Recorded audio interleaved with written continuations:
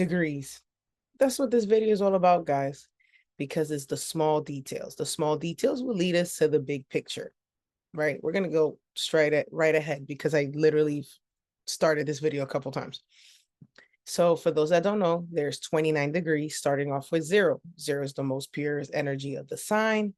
There's 29 degrees because we have 30 days. The degrees are just divisions of an entire zodiac, okay? The zodiac is our constellations in the sky. It's just the way that they divided the sky, basically, long story short. Now, every degree belongs to a zodiac sign. So this is what you're seeing right here. Okay, so these are the degrees. These are their zodiac sign. The only one that doesn't have one is 0. That's fine. I'm going to teach you this one on this video. Now, these are the steps into interpreting a degree. And we're going to follow those steps in the examples that I have ahead for you guys. So number 1, consider the planet that we're going to analyze the degree in.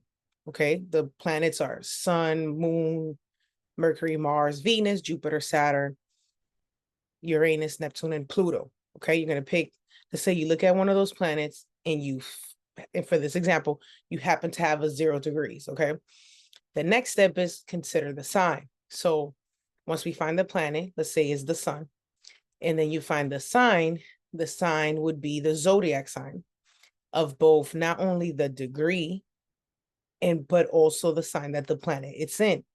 So an example, you can have the sun, which is a planet, in different zodiac signs, which there's 12 of them. In this example, we're sticking to 0 degrees. So again, 0 degrees doesn't belong to any zodiac, but we're going to get back to that. And then the next step is considering the house of where 1, the planet is located in, and then 2, the house that the degree activates except 0. Again, you'll understand this later.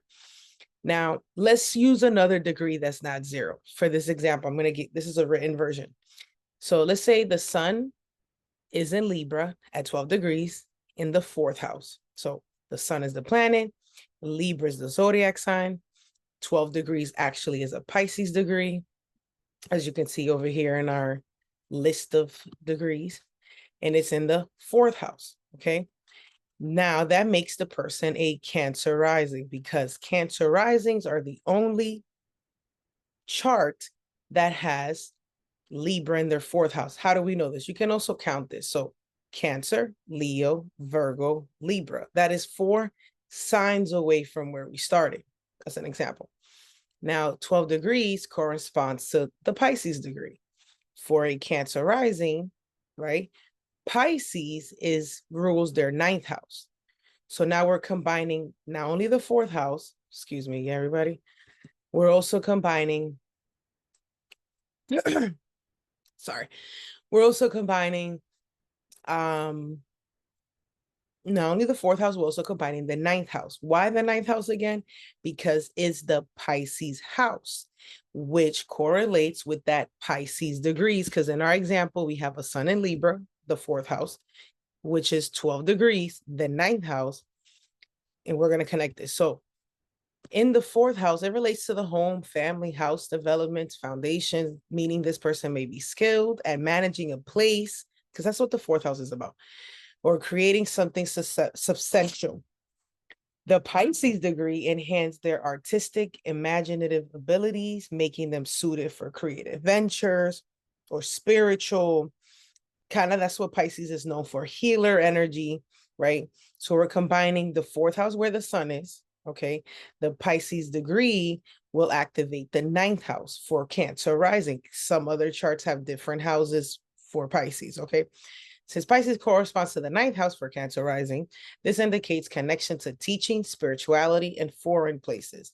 So one can just take a guess, if you just was to put the whole picture together, is this suggests that the person can be a great manager, which is the 4th house where the sun is located, have strong artistic talents, which is that Pisces degree, and potential of working or teaching these talents in a foreign place or to foreign people, 9th house things. We're just combining things.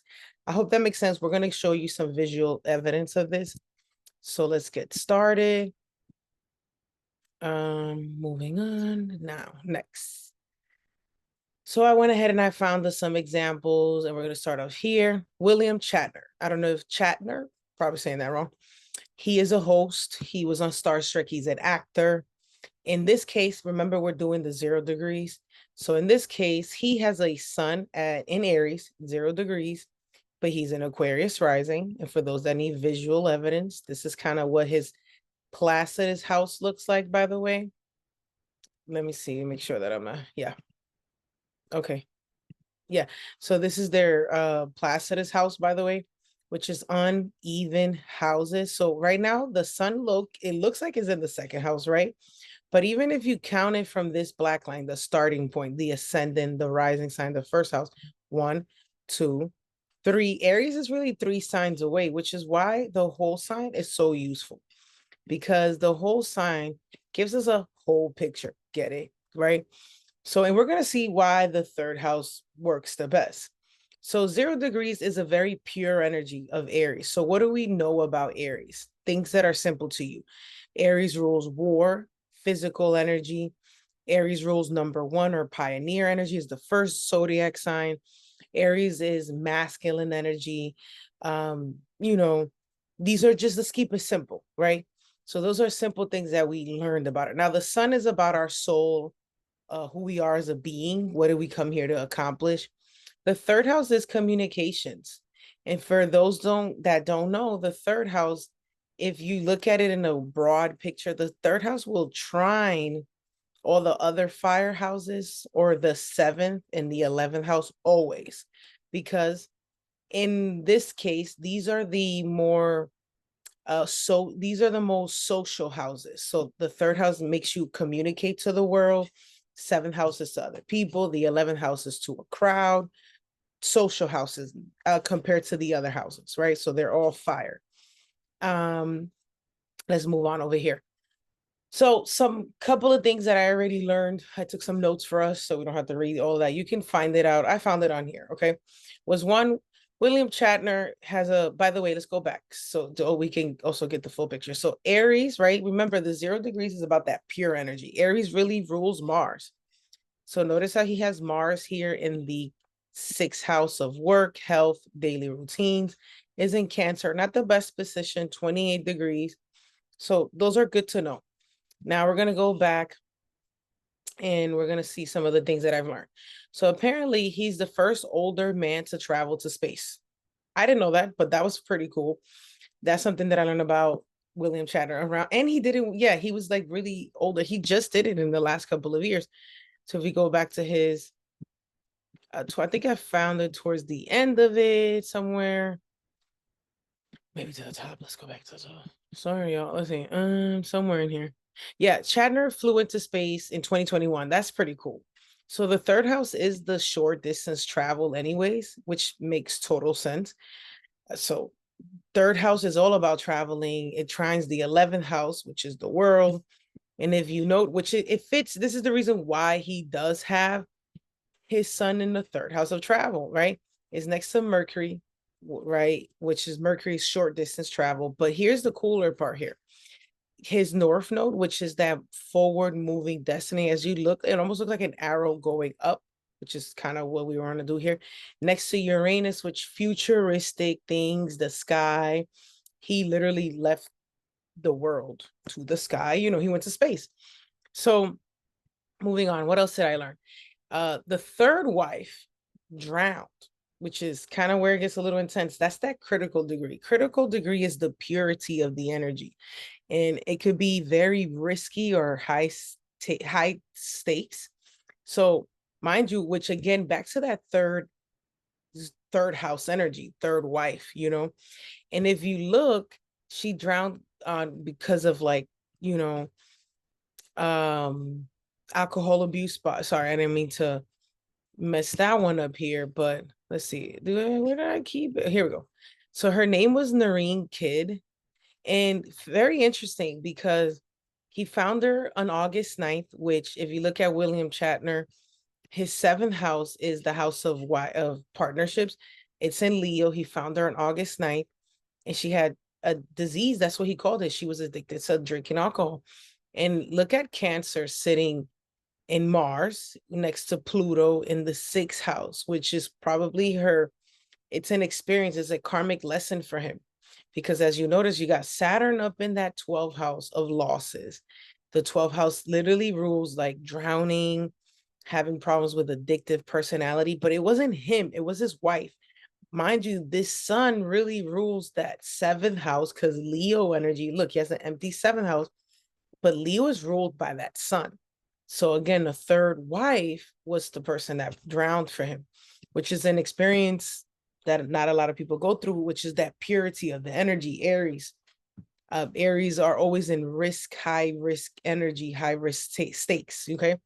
So another thing that what happened was he suffers from um tinnitus. I'm probably saying this wrong, guys, which is it's too loud. If it's too much loud noise, he gets uncomfortable, which again, the 3rd house, it is the house of your hearing, by the way. Some people don't know this. It literally rules that, because the 2nd house is your tone or the noises that you let out. And this is this is where the ears and the arms is where you have limbs at. So your ears are a limb, so is your arms and your legs. But that was pretty interesting, which is all focused on the fact that it's in the 3rd house and it's something that's happening to his head. Aries rules the head, by the way, which is where our ears are located. So interesting enough, that I found kind of fascinating. Mind you, he's also the middle child, which I also find interesting because the 3rd house rules his younger sibling or the very next child sibling right after him. So there is a sibling after him, while the 11th house rules the eldest child. So found that pretty cool. That was Mr. William Shatner. Now I have another person. Let's not get ahead of ourselves here. Her name is Miss Nikki Reed. So Nikki Reed, for those that don't know, she is an Aries rising, 0 degrees. So the 1st house, so the sun was the soul. That's William Shatner, his soul, his career. I also forgot to mention he's a public speaker, host of many shows and many, which is very interesting. He's like even alien shows, those all like 3rd house things. While Nikki Reed, this is her 1st house. This is the body, how she looks.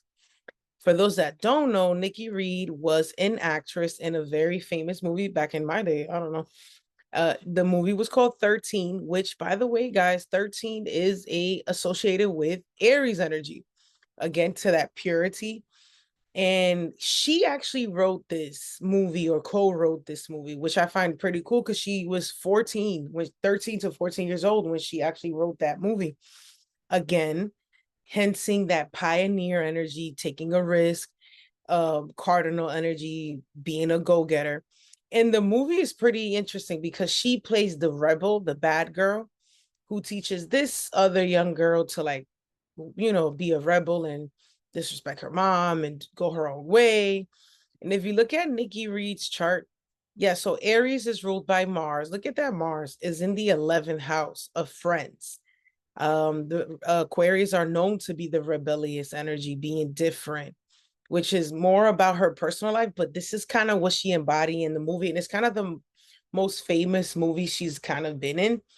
And to be honest, that as I read through her Wikipedia, some of the things that she said was that that the movie was about pure innocence, but it was also she was also very much casted in other movies as a sexually advanced teenager, and it kind of like kept her in that same role for many many years.